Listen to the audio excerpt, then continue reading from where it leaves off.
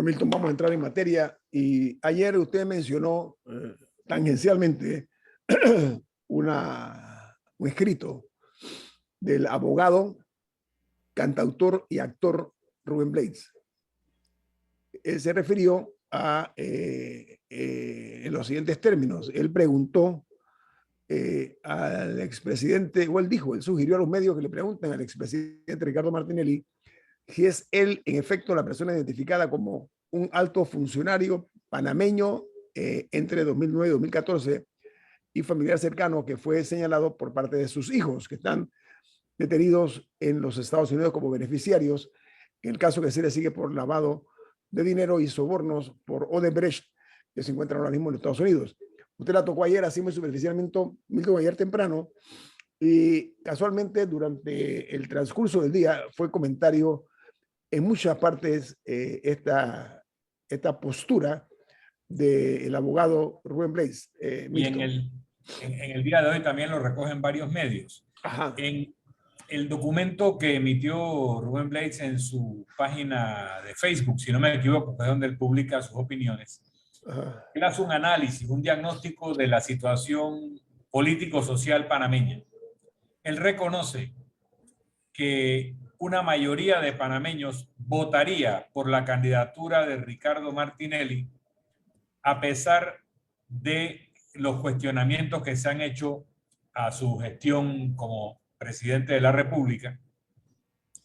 Y con esto hace un señalamiento que cuestiona la catadura moral de una parte significativa del electorado.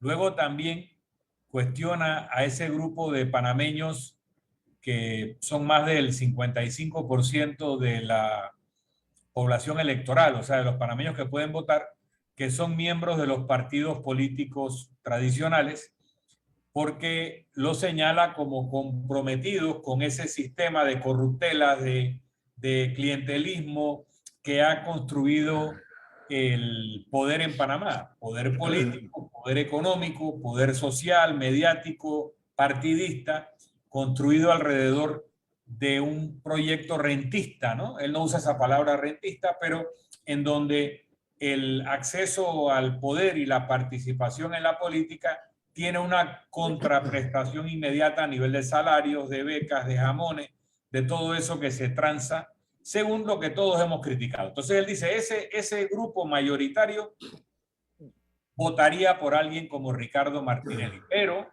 él hace una especulación que producto de las acusaciones que tiene Ricardo Martinelli, particularmente fuera del país, que esto sería una carga suficiente para que una mayoría acabe no votando por él. Yo no estoy tan seguro de esa conclusión, pero él lo plantea. Entonces él propone como solución que se escoja a una persona, hombre o mujer, que haga un revolcón y usa la frase que hizo, o la palabra que hizo célebre José Salvador Muñoz, candidato del Partido Panameñista Doctrinario, por allá por 1994, donde él planteaba un cambio profundo y lo identificó con la palabra revolcón, que había utilizado ya el candidato y luego presidente Gaviria en Colombia como su palabra de campaña.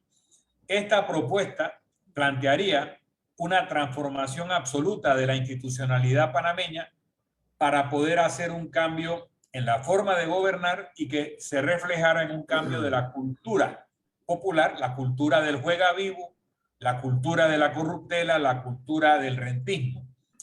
Pero entonces él pone esto como contexto en una respuesta a la pregunta que ya le han hecho varias personas si él correría para presidente de la República. En mi análisis, entre líneas, que es lo que le planteé ayer a nuestra invitada Lina Vega y que concurre, según me manifestó en un chat el politólogo Harry Brown, Rubén plantea que la persona electa con esa agenda contraria al clientelismo tendría que utilizar, y pone bastante eufemísticamente, todos los poderes del presidente. Básicamente es el modelo de Correa en Ecuador o de Bukele en El Salvador, que es llegar al poder con un mandato amplio, anunciando que se va a disolver la asamblea si no tienes mayoría, anunciando que vas a reorganizar el poder judicial y desde el poder haciendo esto. El problema es que eso concentra mucho poder en ese presidente o esa presidenta providencial, que si te sale bueno, pues hará todos esos cambios prometidos, pero si le coge el gusto al poder absoluto, después no lo baja nadie. Entonces, yo coincido, y con esto termino, de que tenemos una situación preocupante, de que el clientelismo, de que el rentismo, de que la corrupción han ocupado todos los espacios de poder público y privado en Panamá, pero no estoy seguro de que la forma es elegir a una persona con el mandato de hacer un revolcón en el contexto que Rubén plantea. Mira, Milton, el tema aquí, a mi juicio, es que Rubén Blades no es una persona común y silvestre. Y me explico por qué lo digo. En un país donde hay tantos escándalos de corrupción en el funcionariado, Rubén Blades salió incólume, ¿ok?, de su función como ministro de Turismo. Eso es mucho decir, primero de todo. Un país donde, reitero, muchos funcionarios salen con manchas muy severas sobre sus espaldas por corrupción y otras cosas, o mal manejo. Así que Blades en ese sentido no puede ser señalado de que fue otro funcionario más corrupto. Ya él pasó la etapa que se le señalaba la vez pasada, que decía, usted nunca ha hecho gobierno, así que usted no sabe lo que es tener poder, así que usted cállese la boquita y no hable de lo que usted no sabe. Él ya puede hablar por esa razón y motivo. Uno.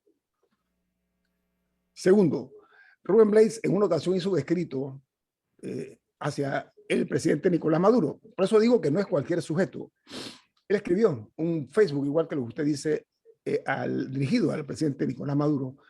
Y el presidente Maduro, que no es una persona tampoco común y silvestre, porque es un presidente de un país, quiérase o no, le respondió de una forma muy agria, por cierto.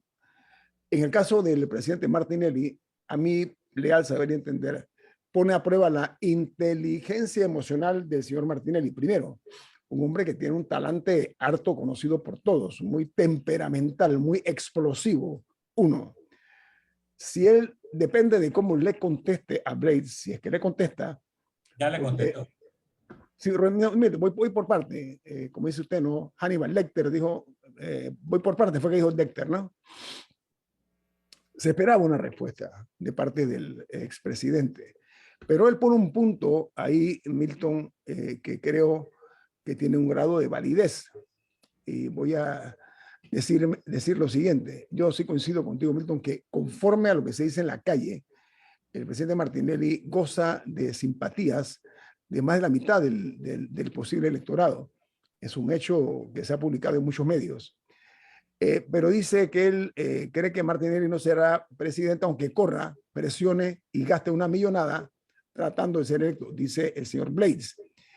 Y abro comillas, creo que nada podrá disipar o atenuar el escándalo nacional e internacional que produciría su identificación como el, entre comillas, alto funcionario y pariente cercano, cierro comillas, y beneficiario de soborno por el cual sus dos hijos ya se declararon culpables, dijo Blades. Lo que expreso, Milton, es que yo no sé si esta es una declaración colateral del señor Blades mostrando interés en ser un posible candidato. No me atrevo a llegar allá porque no creo mucho en la especulación en forma así descarnada. Lo que sí puedo decirle a Don Milton y a la audiencia es que el señor Blades en este país y en muchos países, el hecho de decir Rubén, la gente sabe que se trata de Rubén Blades, no hablan de Rubén González ni de Rubén Pérez. Uno, dos, para ser candidato a la presidencia es importante ser un elemento conocido o reconocido. Ese camino ya lo transitó Rubén Blades con éxito.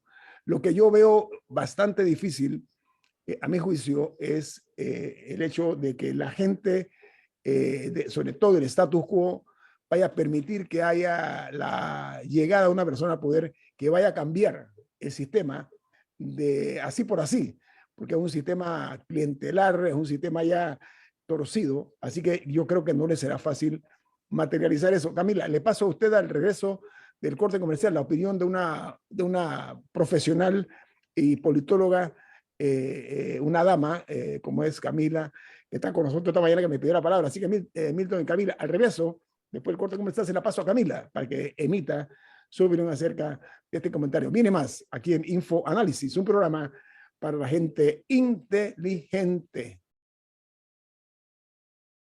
Bueno, en Infoanálisis esta mañana estamos analizando la posición hecha pública por parte del señor abogado, cantautor y artista cinematográfico Rubén Blades, que ya ha sido funcionario público, fue candidato presidencial en una ocasión por un partido nuevo. Y Camila tiene interés en expresar su opinión de su perspectiva. ¿Cuál es, Camila? Sí, bueno, tomando en cuenta lo mencionado anteriormente, si bien el señor Blades no tiene una mancha en su récord en términos de corrupción, por lo menos no que de la que yo tenga conocimiento, sí tiene otra, y es que él corrió en efecto liderando el movimiento Papá de Goró. Creó una gran ilusión en un sector de la población que lo apoyó. Consiguió una cantidad sustancial de votos, lo ganó, pero luego de eso desapareció para muchos, y yo no recuerdo esa campaña, yo estaba muy chica, pero sí, conversando con muchas personas y cuando escucho gente referirse a este tipo de movimiento, hay un sentido de desilusión, como que él agitó a todo el mundo, los ilusionó, y cuando la cosa no salió, en vez de darle seguimiento, se fue. Se fue a los Estados Unidos. Sí, pero pero él, o sea, creó todo este movimiento, sumó gente, quizás si hubiera corrido en la siguiente le habría ido mejor, quién sabe, pero hay un sentido como de las personas como que los abandonó. Y yo no sé si él regresa, si él intentara regresar a la contienda y tratar de despertar eso otra vez, yo creo que sí habría muchas personas que quizás se sentirían un poco como traicionadas, pues, o abandonadas. O frustradas, ¿no? Ajá. Así que eso me parece que sí es una especie de mancha en el récord a considerar. No todo es rosas en ese sentido. Ok, muy bien. Milton. Yo quería hacer varios comentarios. Primero, en ningún momento he puesto en duda la honestidad de Rubén Blades como persona y como funcionario, que lo ha sido. Al contrario, salió y todo su equipo hasta portando unas camisetas, dejando claro que se había hecho una función transparente, y eso además de efectiva, porque como ministro de Turismo tuvo un gran impacto en el desarrollo de este sector y la atracción turística.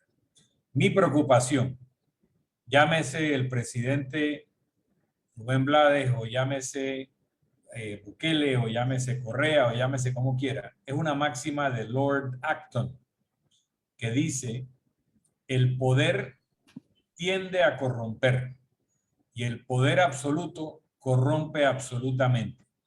El problema, cuando uno llega con una agenda revolucionaria o revolconaria, que dentro de las propuestas con las que uno recibe el mandato popular, ojo, ninguno de estos candidatos engañó a nadie, ellos fueron en campaña, incluso Chávez también dijo: yo voy a disolver esa asamblea. En el caso de Correa ni siquiera postuló candidatos a la asamblea porque anunció que le iba a disolver. Es que cuando se llega y se disuelve los otros poderes del Estado para reorganizarlos con gente honesta, primero, no siempre se consigue tanta gente honesta que sea además representativa de una población que ha estado votando por esa gente no honesta por mucho tiempo, ¿no? Segundo, que al concentrar el poder y ver cómo se pueden cambiar cosas sin resistencia, se empieza a tener apego a esa forma tan fácil, tan expedita de hacer las cosas sin contrapeso, y se va destruyendo el Estado de Derecho. Entonces, no es lo mismo llegar al poder y por decreto disolver una asamblea y convocar unas elecciones por estado de excepción, que llegar al poder con un mandato prometiendo un cambio profundo encabezar personalmente una recolección de firmas para convocar a una asamblea constituyente, proponer un proyecto de constitución claro y escrito en blanco y negro de lo que el país debe ser, proponer candidaturas a esa asamblea constituyente de personas dignas, probas, honestas, para que aprueben ese tipo de constitución y luego lograr en 2 años, que es lo que tomaría el ciclo completo dentro del orden constitucional para cambiar el orden constitucional, tener un nuevo resultado. Pero en esos 2 años se tiene que gobernar con lo que hay, con la asamblea que existe, con el poder judicial tal cual está. Entonces, la promesa y el deseo y el anhelo de cambio lo tenemos todos o muchos, pero la forma de hacerlo expedita no es democrática, o por lo menos no es dentro del Estado de Derecho, y dentro del marco constitucional no es expedita. Termino con un par de comentarios. Ricardo Martinelli aparentemente le da una contestación que está recogida en la columna de La Llorona de hoy, bajo la glosa El Loco Responde, que no voy a leer porque me parece una respuesta vulgar. Luego, el tema de donde yo no coincido y recalco mi discrepancia con la conclusión del diagnóstico de Rubén Blades es que para el elector panameño que un candidato sea objeto de un escándalo internacional no es relevante. ¿Por qué? Porque en la mente de todos los electores hemos instalado la idea de que todos los políticos son corruptos. Entonces el factor ser corrupto no es un diferenciador. Por lo tanto, si todos los políticos son corruptos, el que uno esté o no en uno o más casos judiciales no lo hace diferente de los demás. Por lo tanto, deja de ser relevante para la decisión del elector que ante la igualdad de condiciones en el factor corrupción se va por el que le promete ponerle chenchen en el bolsillo, por ejemplo. Okay, así amigos.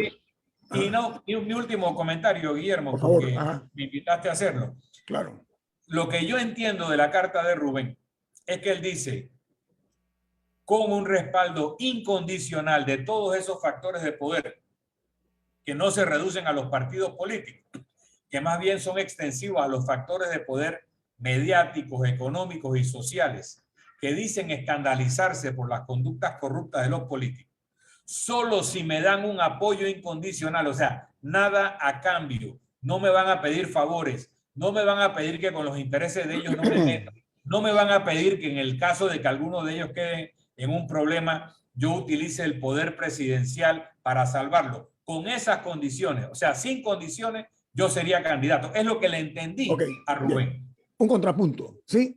Para que haya un balance en el análisis. A ver, el hecho de decir que el poder corrompe y que el mucho poder corrompe mucho, eso es cuestionable. Y le voy a decir por qué. Hay un hecho real de un hombre que todavía camina, porque el calendario se lo ha permitido y que todavía está brillantemente consciente. Se llama Pepe Mujica, ¿sí? Llegó a la presidencia de Uruguay.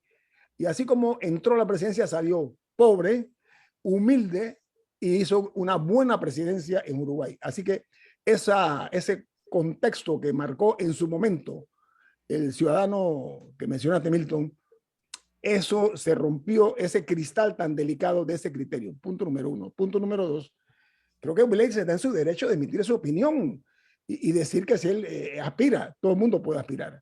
Lo que también quiero decir que aquí en Panamá hay excepciones. No todos los políticos son corruptos. Eso que quede muy claro. Y hablando de personas en el poder, yo voy a poner el nombre de uno. No, voy a poner el nombre de 2 políticos que han hecho trayectoria.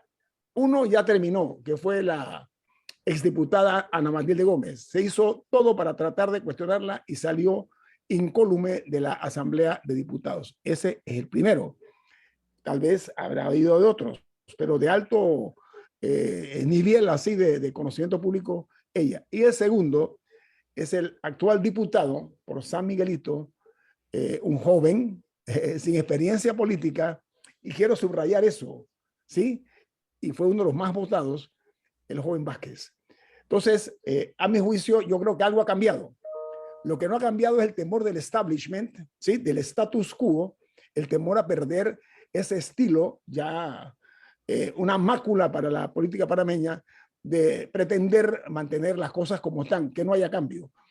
Y a mi leal saber y entender, no estoy muy seguro de que la mayoría de los panameños que son decentes crean que este sistema realmente está haciendo que este país crezca, que este país se desarrolle y que haya una justicia social para todos, desde el pobre hasta el rico. Ese es mi punto de vista y creo que vale la pena que se hagan posturas como la del señor Blades, valientes, que se atrevan a decir, a exponerse a que le digan cosas a lo contrario, desde las ofensas hasta los ataques personales. Y eso es así, en un país donde la disidencia o el disentir es casi que un peligro. Diga, Camila. Bueno, en ese sentido, creo que las dos posiciones son consonas. El señor Milton está criticando la idea de que él esté pidiendo un cheque en blanco, y en ese sentido yo estoy de acuerdo. No criticando, me parece un poco iluso pensar que le van a dar un cheque en blanco. Sí. A mí me parece un punto cuestionable de la carta también. Y no por atacar el carácter de una persona, sino que en general es un asunto riesgoso, no porque se trate del señor Blades o de cualquier otra persona.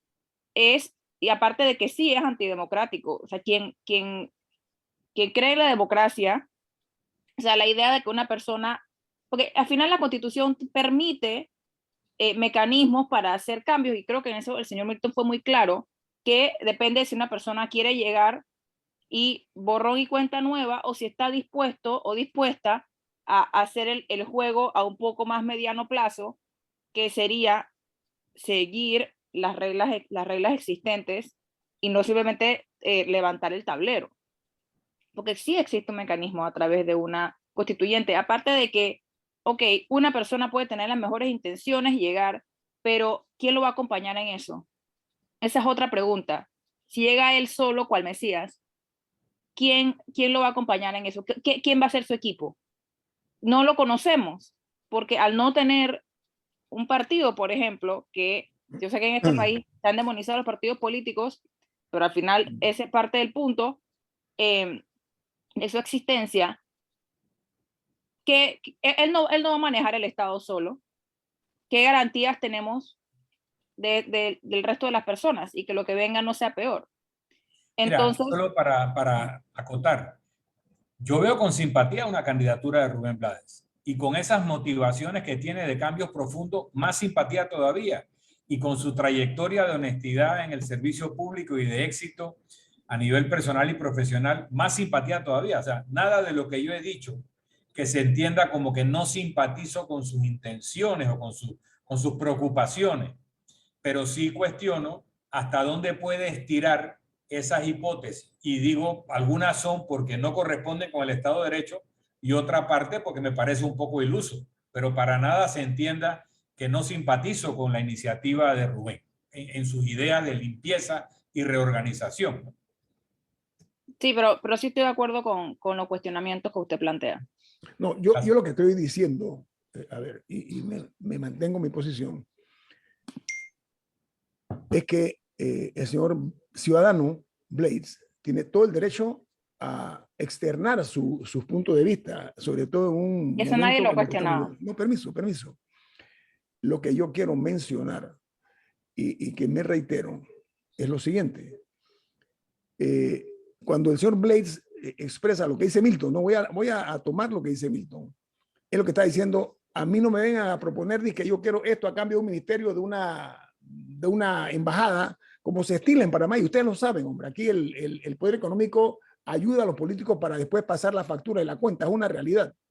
Lo que la lectura mía de Blades es: a mí no me vengan a decir que te doy esto a cambio que me des esto otro, es lo que yo interpreto. Tal vez suena un poquito, digamos, iluso, ¿no?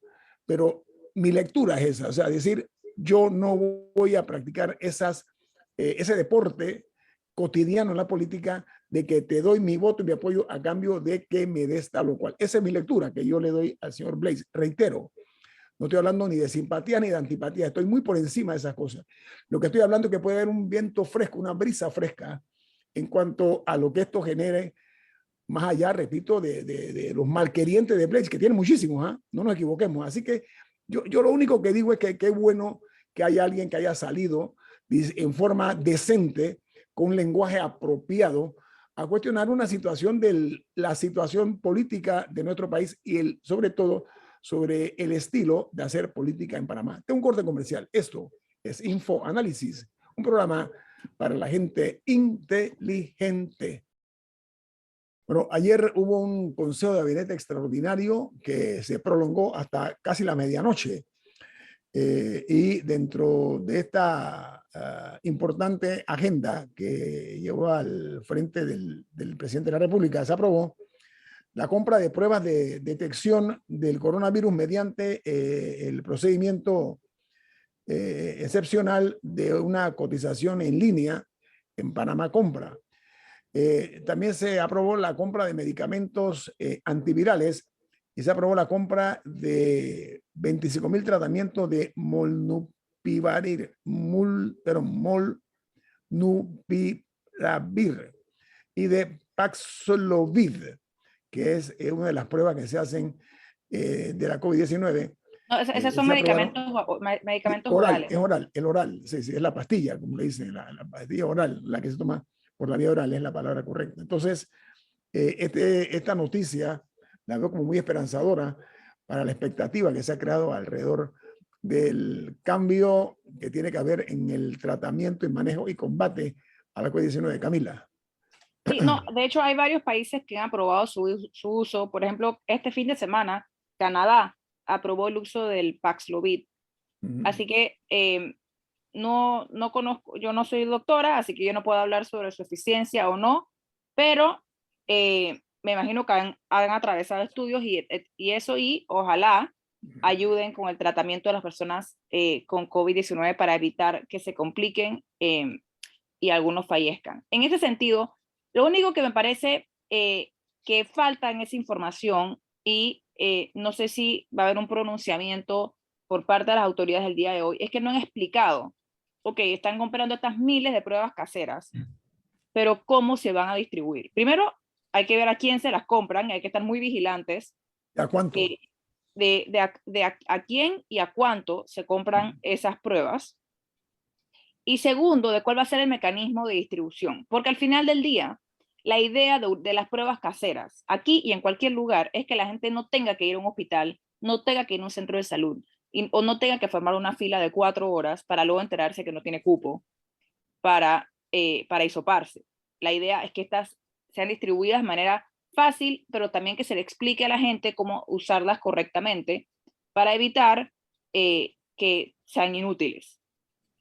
Y, por ejemplo, en Estados Unidos, el gobierno que compró 1.000 millones de pruebas, primero eran 500 millones y después anunciaron la compra de 500 millones más. Ellos iban a tener un sitio web, el gobierno iba a tener un sitio web a través del cual las personas podían solicitar sus pruebas caseras. Hay que ver en Panamá cuál va a ser el mecanismo, porque si al final el mecanismo es acérquese a su centro de salud más cercano, eso, ¿para qué una persona va a ir a un centro de salud a buscar una prueba que no le van a hacer ahí porque tiene que regresar a su casa a hacerse?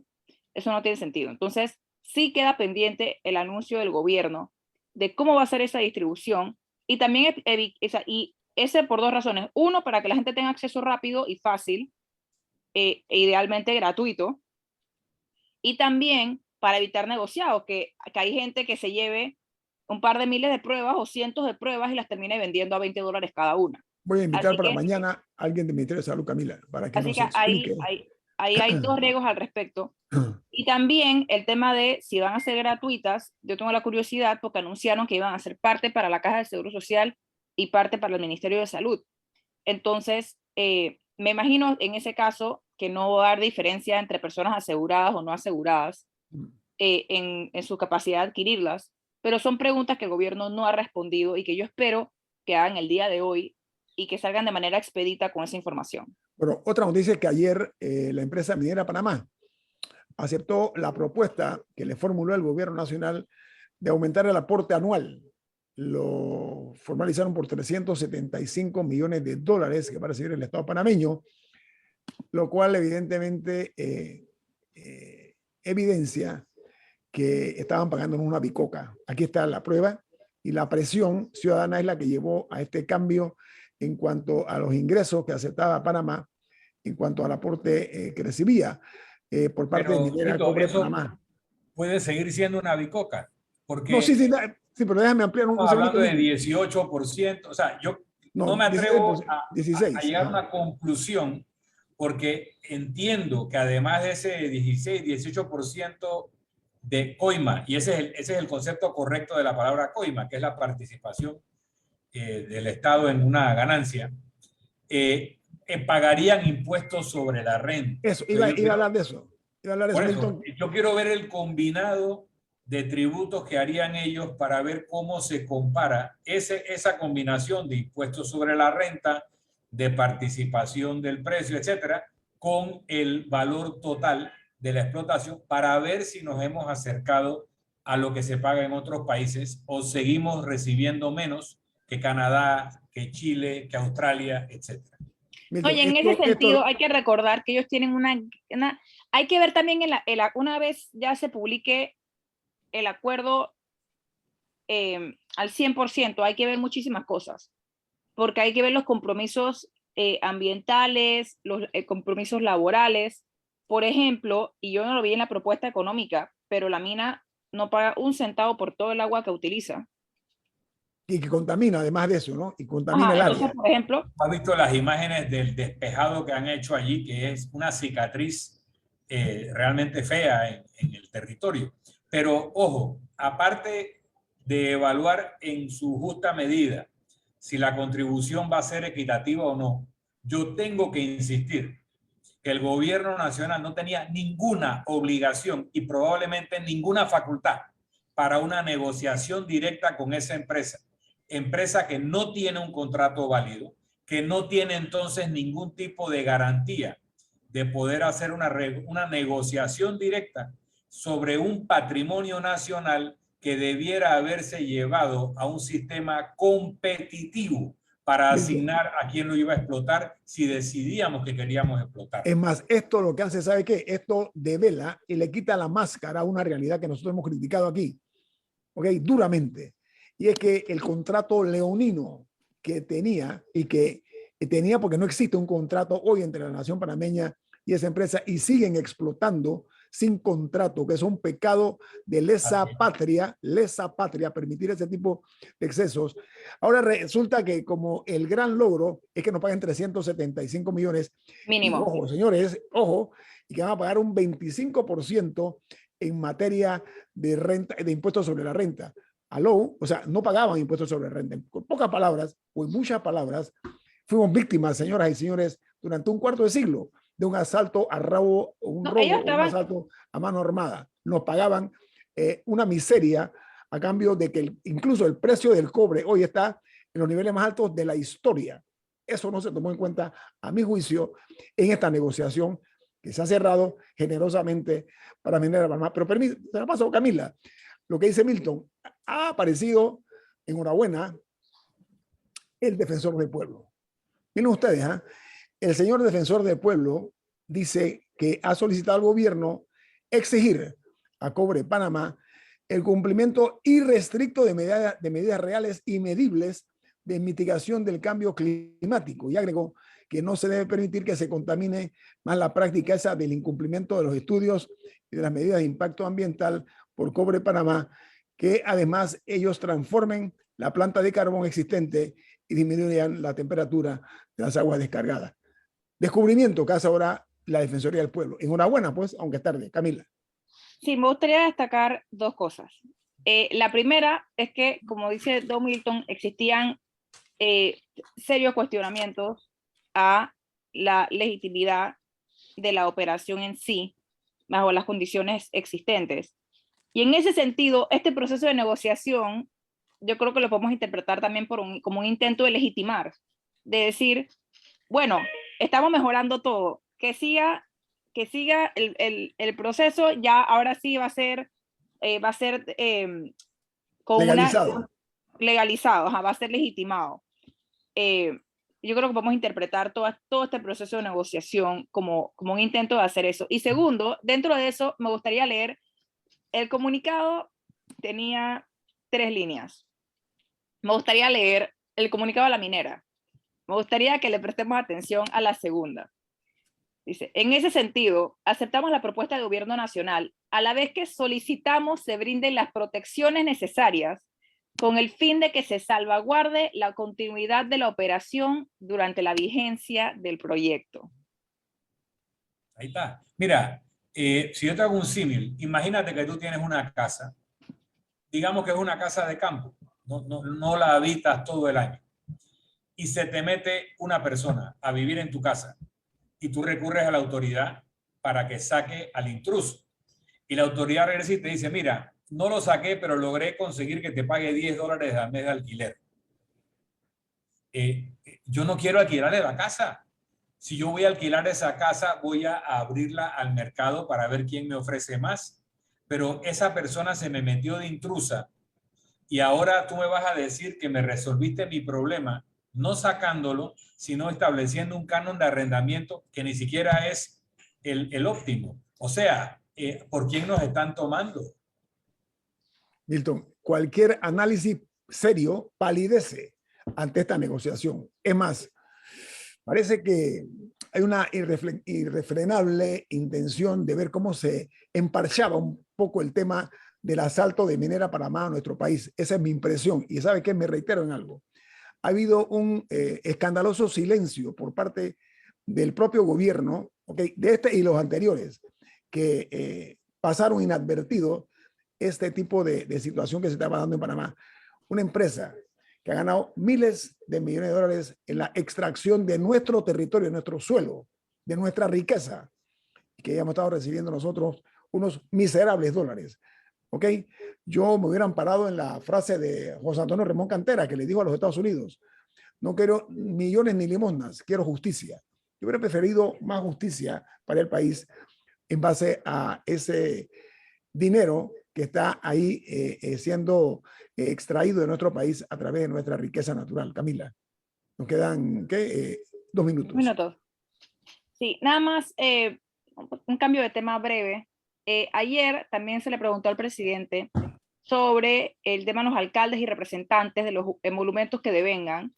Y digo emolumentos porque recordemos que no es necesariamente un salario. Ellos encontraron otras figuras para subir sus ingresos sin que se llame salario. Y quisiera destacar un comentario que hizo el presidente que me pareció desafortunado. Y es que él dijo, o sea, él se mostró algo sorprendido y dijo que, porque le preguntaron, dije que él cómo se sentía con que hubiera alcaldes y representantes que ganaran más que él. Y él, me imagino que para chifiar un poco la pregunta, dijo que él recientemente se había enterado de cuánto él ganaba, que él no sabía cuánto él ganaba, que se enteró recientemente porque una secretaria, una asistente, se lo dijo por, no me acuerdo por qué. Y sí me parece un poco insultante ese comentario. Yo necesitaba mencionarlo en este programa, porque yo entiendo no querer responder a la pregunta, pero yo no sé quién le dijo que no era mal gusto decir que él no se da cuenta que le entran $7,000 al mes a su cuenta de banco. Bueno. O sea, sí, yo creo que ya yo entiendo el estilo de él de querer hacer chistes y no querer, o sea, para chifiar un poco, hacerse el simpático, no de chifiar, de evadir un poco la pregunta, pero me pareció de muy mal gusto. Y sí quería destacar eso aquí. ¿Sabes qué, Camila? Hay ocasiones en las cuales cuando un funcionario se le pregunta algo, está en su derecho de decir sin comentarios. Esa es la palabra mágica. Y queda bien, ¿ah? Y es aceptable en el periodismo. Bueno, viene Álvaro Alvarado con su programa Sin Rodeos.